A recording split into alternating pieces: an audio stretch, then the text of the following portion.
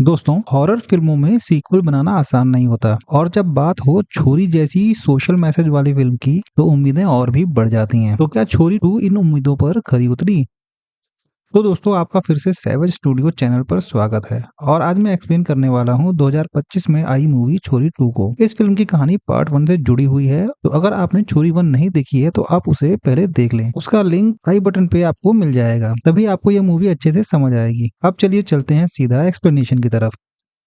तो मूवी की शुरुआत में हम एक बच्ची को खेत में भागते हुए देखते हैं जो कि अपनी माँ को ढूंढ रही होती है। तभी उसे दो बच्चियां दिखती हैं, तो वो उनके पीछे जाती है और पहुंच जाती है एक कुएं के पास। अचानक कुएं से एक जंजीर निकलती है जो उसके पैरों में बंध जाती है और उसे कुएं के अंदर घसीट ले जाती है। यहाँ से मूवी का सीन शिफ्ट होता है और हम देखते हैं साक्षी को, जो कि स्कूल में टीचर है। उसकी एक बेटी है ईशानी, जिसे धूप से एलर्जी है। मतलब जब सूरज की किरणें उस पर पड़ती हैं तो उसकी त्वचा जलने लगती है। इस कारण वह दिन में कहीं निकल नहीं पाती। वह स्कूल भी बहुत मुश्किल से जा पाती है। साक्षी को ईशानी का पूरा शरीर ढकना पड़ता है। यहाँ पर साक्षी उसे मोटिवेट करती रहती है कि वह बहुत बहादुर बच्ची है। साक्षी एक पुलिस ऑफिसर समर के घर पर रहती है। साक्षी काम पर जाती है तो रानी उसका ख्याल रखती है। ये वही रानी है जो पिछले भाग में मूवी के एंड में साक्षी के साथ कजाला के गांव से वापस आ गई थी। जब रानी ने राजवीर और उसके माँ बाप को मार डाला था तो फिर रानी साक्षी के साथ पुलिस स्टेशन अपना जुर्म कबूल करने गई। वहाँ मुलाकात हुई इसकी इंस्पेक्टर समर से, जो कि गाँव जाता है तो उन्हें वहाँ कोई लाश नहीं मिलती। साक्षी हैरान थी कि लाशें तो यहीं पड़ी थी, फिर गई कहाँ। साक्षी को यह डर था कि कहीं राजवीर जिंदा तो नहीं बच गया,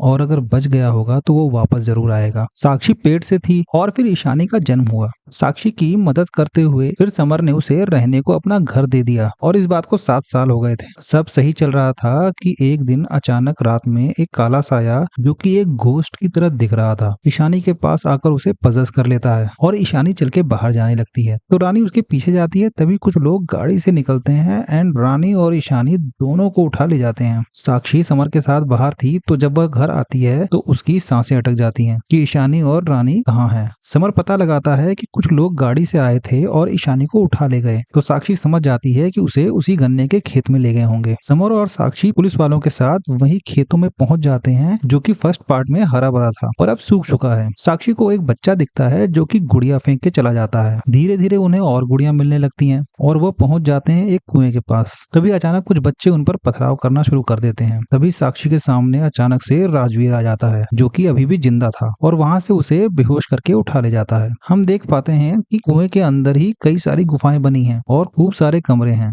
एक कमरे में पूरा गांव इकट्ठा हो रखा था, जहां ज्यादातर मर्द हैं और थोड़ी बहुत औरतें जिन्होंने घूंघट डाल रखा है। गांव में एक बुढ़ा आदमी, जिसे हम इन सबका ताऊ कहेंगे, जो काइंड ऑफ इनका लीडर लग रहा था, कहता है कि आखिरकार हमें यह माँ बेटी मिल ही गई। वहां पर एक औरत होती है जो कि प्रधान की दासी है। अब यहाँ पर प्रधान इन सबका रियल लीडर था और वो कमरे में ही रहता था, बाहर नहीं आता, क्योंकि उसे भी धूप से एलर्जी टाइप है। सेम ईशानी वाला केस, मतलब कोई तो कनेक्शन है। खैर, दासी प्रधान की पत्नी की तरह थी और सिर्फ वही उससे बातचीत करती थी। अब पत्नी की तरह कहने का मतलब आगे आपको समझ में आ जाएगा। ताऊ कहता है कि 3 दिन ना गांव से कोई बाहर जाएगा ना गांव के अंदर आएगा। तीसरे दिन राजवीर की छोरी का समर्पण होगा और समर्पण से पहले राजवीर की जिद्दी घरवाली की बलि चढ़ाई जाएगी, यानी कि साक्षी। साक्षी चिल्लाने लगती है कि कहाँ है मेरी बच्ची, क्या करने वाले हो तुम लोग उसके साथ। तभी सबको खूब सारी औरतों के चीखने की आवाज सुनाई पड़ती है। तो दासी साक्षी को बेहोश कर देती है और आवाजें गायब हो जाती हैं। लड़के साक्षी को ले जाकर कोठरी में बंद कर देते हैं और ईशानी को भी एक कमरे में बंद कर दिया जाता है, जिसे एक लड़का काढ़ा पिलाने आता है जिसका नाम शालीन था। ईशानी काढ़ा पीने से मना कर देती है क्योंकि वो उसे अच्छा नहीं लग रहा था। साक्षी जहाँ बंद थी वहाँ एक और दरवाजा था जो कि बंद पड़ा था। साक्षी अपने आप को छुड़ा के बाहर निकलने के लिए काफी जद्दोजहद किए जा रही थी। तो दासी आकर कहती है कि तेरी बच्ची का समर्पण हमारे लिए खुशहाली लाएगा, और ये सुनकर साक्षी उस पर चिल्लाना शुरू कर देती है। तो एक बार फिर से वही चुड़ैल वाला साया प्रकट हो जाता है, जो कि दासी का ही था। इसका मतलब उस दासी के पास भी स्पेशल पावर्स थी, जिसमें वो अपने साये की मदद से कहीं भी किसी को भी देख सुन सकती थी और उसको काबू में कर सकती थी। दासी ईशानी को समर्पण के लिए तैयार करने के लिए ईशानी के पास जाती है और प्यार से बात करते हुए उसे काढ़ा पिला देती है, और एक जगह से खून टपक रहा था जो कि दासी कटोरी में इकट्ठा कर लेती है और फिर जाती है प्रधान से मिलने। प्रधान के ऊपर वही खून डालते हुए कहती है कि छोरी ने काढ़ा पीना शुरू कर दिया है और यह टिक जाएगी। साक्षी को तभी बंद दरवाजे के पीछे से ईशानी की आवाज सुनाई पड़ती है। साक्षी दरवाजा खोल बाहर निकलती है तो भूल भुलैया जैसा रास्ता बना हुआ था। एक जगह उसे दिखाई पड़ता है कि धागे से रास्ते को बंद किया गया है। आवाज वहीं से आ रही थी तो साक्षी धागा तोड़कर आगे बढ़ जाती है तो उसे एक बच्ची दिखाई पड़ती है। ईशानी को दरवाजा खुला मिल जाता है तो वह भी निकल लेती है अपनी माँ को ढूंढने। अब उसे भी 3 छोटी बच्चियां दिखने लगती हैं। साक्षी को भी 3 बच्चियां दिखती हैं। ये 3 बच्चियां ईशानी को बाहर का रास्ता दिखा देती हैं तो ईशानी बाहर जाने लगती है, लेकिन धूप के कारण उसकी त्वचा जलने लगती है। दासी को जब ईशानी नहीं दिखती तो वो अपने काले साए को भेजती है पता लगाने।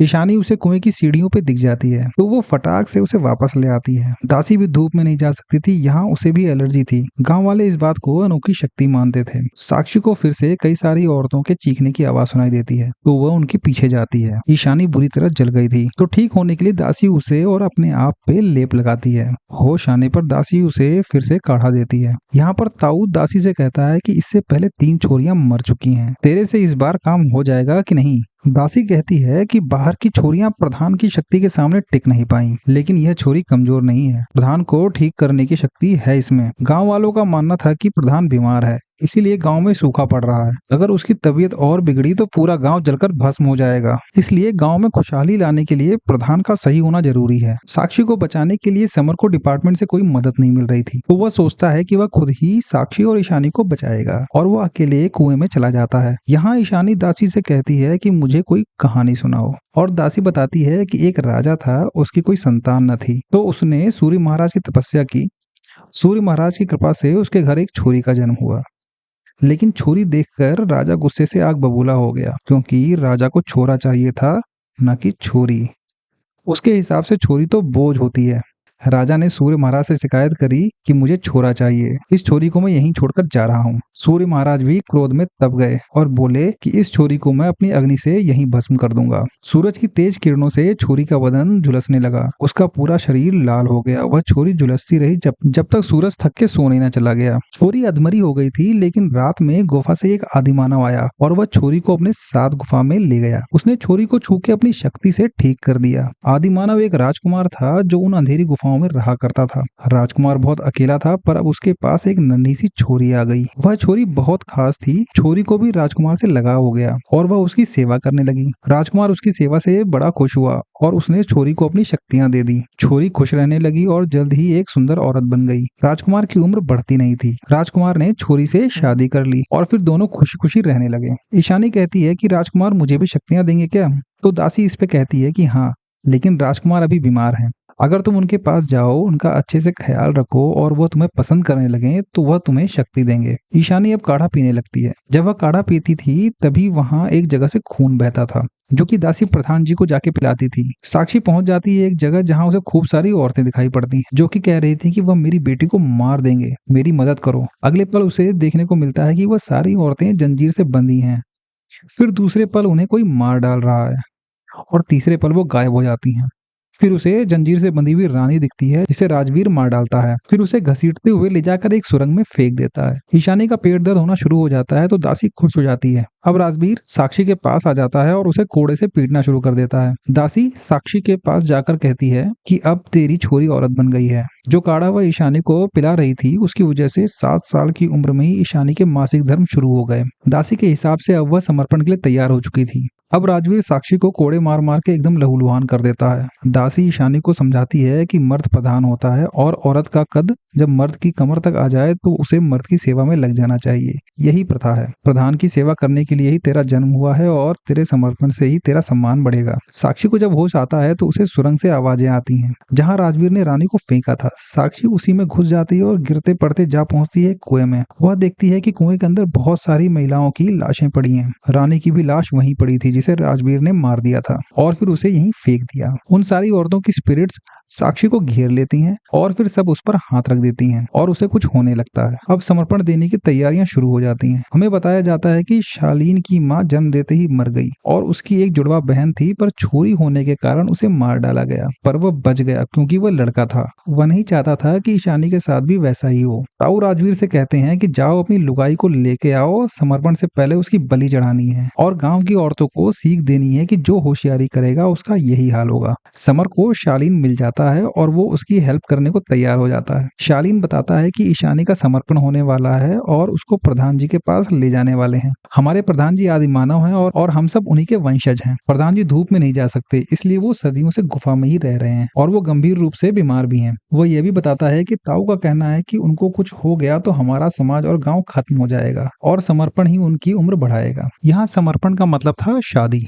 जो छोरी धूप में नहीं जा सकती वही प्रधान जी की सेवा कर सकती है। यहाँ पर समर को पता चलता है कि ईशानी को प्रधान जी की नई पत्नी बनाया जाएगा, जिस पर प्रधान तो ठीक हो जाएगा पर ईशानी नहीं बच पाएगी। अब दूसरी तरफ ईशानी को डोली में बैठा के प्रधान के पास बारात की तरह ले जाया जा रहा होता है। राजवीर साक्षी को लेने जाता है तो साक्षी अब कमजोर नहीं रह गई थी, उसके अंदर आ गई थी उन सभी मरी हुई औरतों की ताकत। साक्षी राजवीर को बुरी तरह पीटते हुए उसे रस्सी से टांग कर खत्म कर देती है। ईशानी को प्रधान की गुफा के गेट के सामने बैठा दिया जाता है। दूसरी तरफ गांव वालों को खबर लग जाती है कि पुलिस आ गई है, तो वो सब उनसे भिड़ने चले जाते हैं। समर उनसे भिड़ जाता है और साक्षी निकल जाती है ईशानी को ढूंढने। गुफा का दरवाजा खुलता है और दासी ईशानी को अंदर ले जाने लगती है। तभी प्रधान बाहर आकर दासी को धक्का देके ईशानी को जबरदस्ती ले जाने लगता है। इस पर ईशानी कहती है कि उनको हाथ कैसे लगाया, वो मेरी दासी माँ है। प्रधान उसे लेकर चला जाता है और गुफा का दरवाजा बंद हो जाता है। एक पल को दासी को एहसास होता है कि वो कुछ गलत कर रही है, पर वो कुछ बोल नहीं सकती थी। वहां साक्षी आ जाती है तो दासी उसे रोकने लगती है, पर साक्षी को कोई डर नहीं रह गया था। साक्षी उससे कहती है कि तुमको दिखता नहीं क्या, दासी का कोई सम्मान नहीं होता, उसकी कोई मर्जी नहीं होती। दासी को सारी मरी हुई औरतें दिख रही थीं और उसे समझ आ गया था कि साक्षी अकेली नहीं है। साक्षी कहती है कि प्रथा के नाम पर तुम्हारे हाथ बांध दिए गए हैं और तुम्हें कमजोर बना दिया गया है। तेरा प्रधान भी कमजोर है और उसे जिंदा रखने के लिए मेरी बेटी दासी नहीं बनेगी। साक्षी दासी को धक्का देके गुफा का दरवाजा खोलने लगती है। यहाँ पर दासी देखती है कि सभी औरतें मिलकर दरवाजा खोल रही हैं और दरवाजा टूट जाता है। साक्षी को ईशानी मिल जाती है। तभी प्रधान साक्षी पर हमला करके ईशानी को एक बक्से में लेकर चला जाता है। साक्षी जब बक्सा खोलती है तो प्रधान उस पर कुछ फूंक कर उसे कमजोर बना देता है। फिर वह अपने आप को बड़ा करके ईशानी के शरीर से कुछ काले साये की तरह खींचने लगता है। ये शायद ईशानी की शक्तियां थी। तभी दासी का काला साया आकर प्रधान को रोकते हुए ईशानी को बचा लेता है। दासी अब प्रधान के जाल से बाहर आ चुकी थी और उसे समझ आ गया था कि जो हो रहा है वह सही नहीं है, इसलिए प्रधान के खिलाफ खड़ी हो गई। समर भी ताऊ को पकड़ लेता है और वहाँ पुलिस आ जाती है और जितने भी लोग इस कांड में शामिल थे उन सबको पकड़ लिया जाता है। दासी ईशानी को अपनी बच्ची की तरह ख्याल रखते हुए कुएं से बाहर ले आती है। सब लोग जा ही रहे होते हैं कि तभी कुएं से एक जंजीर बाहर आती है और साक्षी को घसीट के ले जाने लगती है। प्रधान उस जंजीर को खींच रहा था। साक्षी दासी से कहती है कि इसे छोड़ देंगे तो यह फिर वापस आएगा, इसलिए इसे खत्म करना ही पड़ेगा। साक्षी ईशानी की जिम्मेदारी दासी के ऊपर छोड़ के चली जाती है प्रधान को खत्म करने। इसके बाद हमें बताया जाता है कि 2011 की जनगणना के मुताबिक भारत में हर मिनट 3 लड़कियों को बाल विवाह के लिए मजबूर किया जाता है। ये भी लिखा था कि इस संख्या में धीरे धीरे गिरावट हो रही है, पर इस प्रचलन को पूरी तरह खत्म करने के लिए लड़ाई अभी भी जारी है। यही बताते हुए यह मूवी यहीं पर खत्म हो जाती है। दोस्तों, मूवी के बारे में बात करें तो फिल्म की सबसे बड़ी ताकत है इसका सामाजिक संदेश। इस बार कहानी बाल विवाह और पुराने रिवाजों पर फोकस करती है, जो आज भी कई जगह मौजूद है। इसमें नुसरत भरूचा और सोहा अली खान दोनों ने दमदार परफॉर्मेंस दी है। सोहा का स्क्रीन प्रेजेंस सच में एक डर का एहसास देता है। फिल्म में विजुअल और साउंड डिजाइन, गहरे कलर टोन, बैकग्राउंड म्यूजिक और कैमरा वर्क ने हॉरर का माहौल बनाने में ठीक ठाक काम किया। अब इस मूवी की नेगेटिव्स पर बात करें तो सबसे बड़ी कमी है डर का फैक्टर। फिल्म डराने से ज्यादा मैसेज देने में लग जाती है, जिससे हॉरर के चाहने वालों को निराशा हो सकती है। मतलब हॉरर तो यहाँ ना के बराबर था। कहानी कहीं कहीं उलझी और स्लो लगती है, खासकर मिडिल पोर्शन में। क्लाइमैक्स और वीएफएक्स इतना इम्पैक्टफुल नहीं था जितना होना चाहिए था, जिससे एंडिंग का असर कम हो जाता है। छोरी 2 को लेकर मेरी फाइनल वर्डिक्ट ये है कि छोरी 2 एक मिक्स्ड बैग है। इसमें एक मजबूत मैसेज और शानदार एक्टिंग है, लेकिन हॉरर के मामले में यह पहली फिल्म जितनी प्रभावशाली नहीं लगती। अगर आप सोशल इशू वाली हॉरर फिल्में पसंद करते हैं तो एक बार देख सकते हैं, लेकिन अगर आप प्योर हॉरर एक्सपीरियंस चाहते हैं तो शायद ये आपको उतनी अच्छी नहीं लगेगी। इसके साथ ही दोस्तों, इस वीडियो को मैं यहीं पर विराम देता हूं और फिर मिलते हैं नई एक्सप्लेनेशन के साथ। और हाँ, लाइक एंड सब्सक्राइब करना न भूलें। तब तक के लिए stay safe and good bye friends.